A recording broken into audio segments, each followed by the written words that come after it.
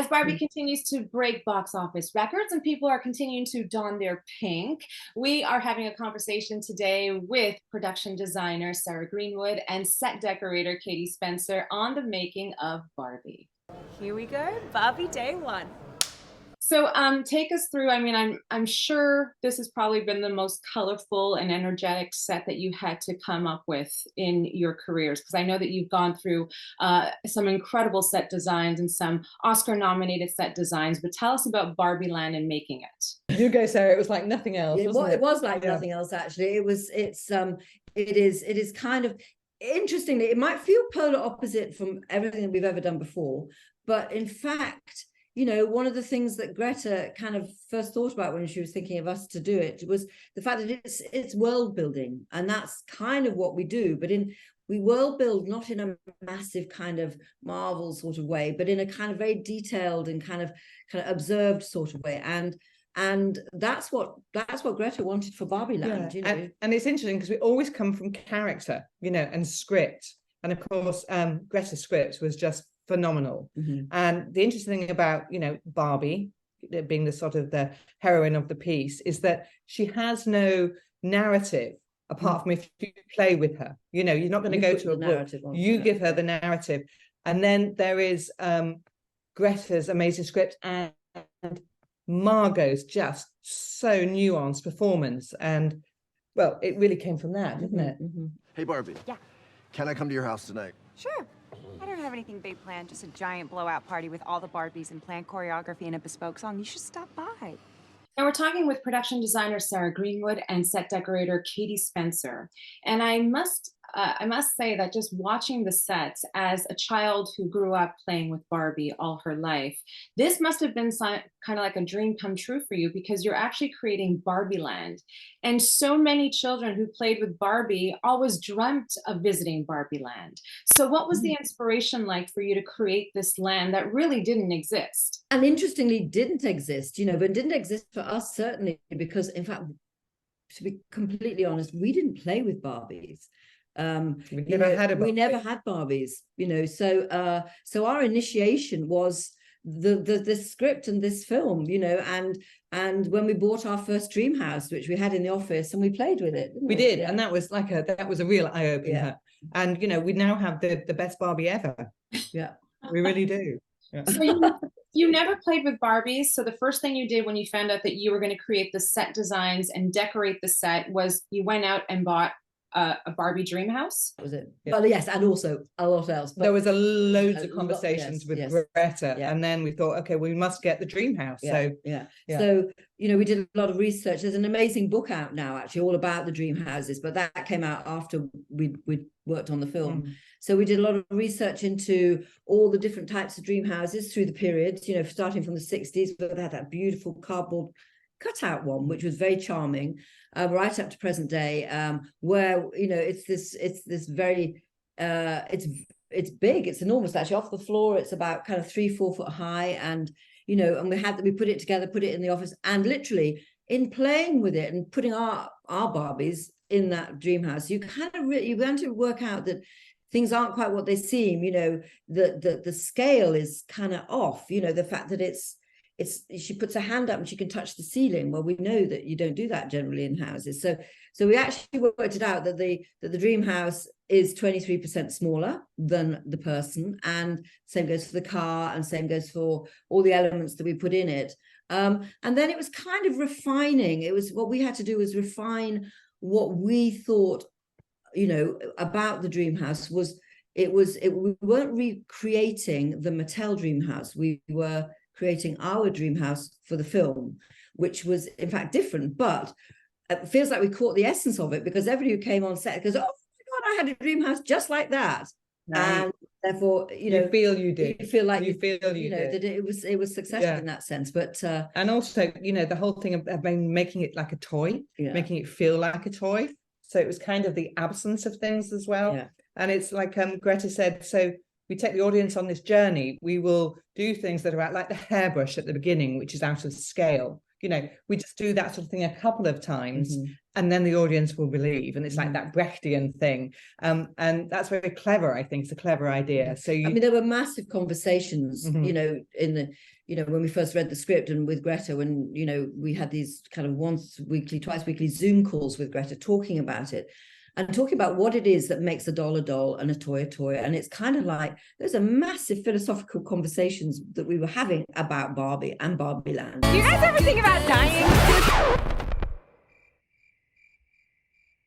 It's kind of like now when we see the film, it's so simple. It's so kind of, that's what it looks like.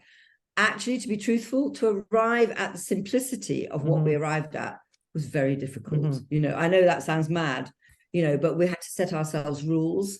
And, you know, for Greta, that included rules for, you know, in the acting, how they behaved, you know, and there's these wonderful things. And Greta's such an amazing kind of, she's such an amazing person to work with because she tells stories fantastically and she acts them out because, of course, she's an amazing actress. So she will act out how, you know, how when Ken and Barbie meet for the first time, and, you know, you see it in the film where they go in for that kiss and it's kind of like, well, what do they do? But of course, Greta describing that is just so brilliant, you know, and talking about the toyness and the dullness of them. And the other big thing is, and that's through the acting, is putting the humanity in it.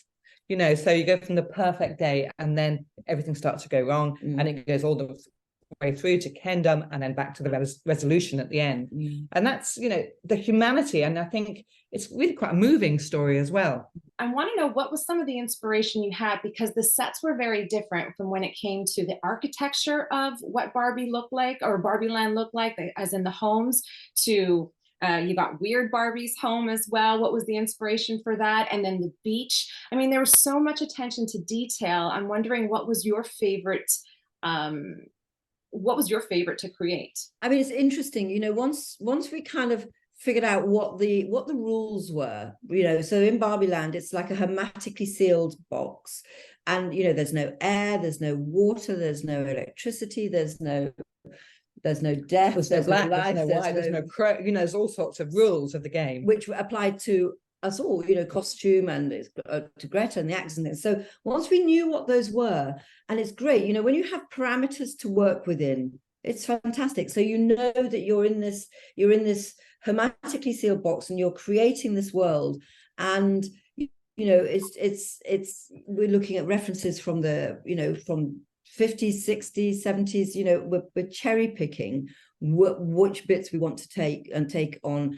There's a lot of Slim Aarons in there. There's a lot of mid-century. I mean, mid-century modern. The lifespan of Barbie is 70 years, and that's a great, you know, Barbie Bible to come from, because you can pick where you like. I mean, even, you know, the font that we ended up for Barbie was the disco font. Yeah. You know, because which is Greta's favorite. Greta loves disco. Yeah. It's when she had a Barbie. Yeah. It's all about your child. Yeah. And then, you know, you go into a massive amount of detail and things, but, you know, things like the Weird Barbie house. Well, the Weird Barbie house in our minds was kind of like, she was like the Boo Radley house in you know, and it's like, all the Barbies are scared, they're scared, but in fact it's the place of you know, the purest humanity in the film. But that started life as a Barbie house, and then it all went a bit weird. So, you know, it has certain things that are architecturally the same as the Barbie houses, like the thickness, but there's no right angles. Everything is on off kilter, you know, and yeah, it kind of evolved like Weird Barbie herself. Yes, you know, it was once a normal dream house. Yeah. So may I ask why none of the homes had walls? Well, they have this kind of like, have a back wall, and also they had a chimney that went through, which is basically that we had to have that in so much as they would have fallen down if we hadn't had something. But no, it was, I mean, it actually is one of Greta's script notes, was that there are houses without walls, but also it's like Barbie Land is a land without shame and without embarrassment, and also to be able to see, which you kind of realize in the evolving design process, you're going to see from one house directly into another. Right. You know, which is really difficult. So your parameters and your borders are not walls; they are, you know, the landscapes beyond, and the other houses. Yeah, I know it's interesting actually that, you know, because when you look at a doll's house, it's obviously it either opens up or it's open, and that one of the things was there's a lot of interaction between the houses and what the other Barbies were doing. And it was originally written as a street, so it felt like it was kind of parallel lines. And then I found this amazing reference of actually a real cul-de-sac that was like in a circle, and that became the dot of the eye of the Barbie Land street layout. So when you see the opening shot and you see Barbie Land like that, I mean, this is for me to know really that the dot of the eye is Barbie Way, and that's where they live. But what that also did was allowed, you're always shooting back onto a house. You're always, because you're always shooting around with 360, you're always shooting back onto the house. So that was a very important kind of breakthrough, I suppose. And also the other thing about it was that you were in this world and there were parameters to this world. So it was this whole idea that Greta really liked about, this idea of shooting on a soundstage and knowing that you shoot on a soundstage. Yeah. So that we had, so we went from, the foreground, from the reality and the kind of authenticity of what they are as actors, right the way through to the painted backdrop, which is this enormous skyscraper with the cutout mountains in front of it, and then the cutout palm trees. And so everything was tangible and in the reality of the moment. Like opening a big toy box, really. It felt very authentic to watch it, and it kind of was very reminiscent of the Wizard of Oz, if I might say, because the soundstage looked exactly like that. There were real sets, real people, everything was tangible. I'm wondering, when you're working together with over 25 years experience that the both of you have working together, can you tell me about the reassurance that goes with the assignment of being together and making sure that everything goes right? I think it's absolutely true. It's reassurance. And we're not frightened to say that's a terrible idea. It's literally kind of just go, that's all right, well, we're going with the terrible ideas. I believe that I could have been a set decorator as you, or a set designer, because when I was young and I used to play with Barbies, I used to take bottle caps and I used to do this, and these were my Barbie plates. Oh, there you go. But that's it. Right? That's it. It's never too late. But never too late. And then I used to take some grass and I used to put them in little bottle caps, and these were salad bowls. Yeah, there you go. That's it. But that's all we do. We just play. We just play. We continue to play. Yeah, but you do that a million times better than I do. I think that was pretty good. But we have as much fun as you actually do. So yeah. Yes, that's my final question. How much fun was it? Because we had interviewed Margot Robbie and Ryan Gosling, and they said that the cast of Fast 9 was on the same set, and they actually came to the studio and walked in and said, can we join in on the fun? So can you just tell us how much fun it really was to make this come to life? I mean, one of the things about it was that we were filming this, and we were filming in Watford, just outside London, which is, and we were filming it in the middle of the winter, and it was grey and it was dark and it was raining and it was snowing. And the doors of the studio would open, and you just have this. It was almost like what was that film? It's like Close Encounters or something. Have a glow of pink. Right? And most film sets are very dark and focused, and in on a piece of action. We were the opposite. We were so brightly coloured and so brightly lit. I mean, Rodrigo Prieta's, brilliant. But so the quantity of light, it was just uplifting. It was. It really was. It really was. And people did come, and people came to the set, and Greta was very open. And the block party. Everybody wanted to go to the block party. And there was great music, all the way through, and the dancing. And it was very infectious. And the cast were so. They just had such a ball, actually, didn't they? They were phenomenal. They really were. So no, for us, once we knew what we were doing, it's always the way. Once we kind of cracked the key, once we found the bottle top moment of how to get into it, that's it. Once you know what you're doing, life becomes easier and becomes much more fun. So it was a massive challenge, and it was a very philosophical and intellectual challenge. But once we knew why, then it became really good fun. And wow, what an amazing result. That's all I can say.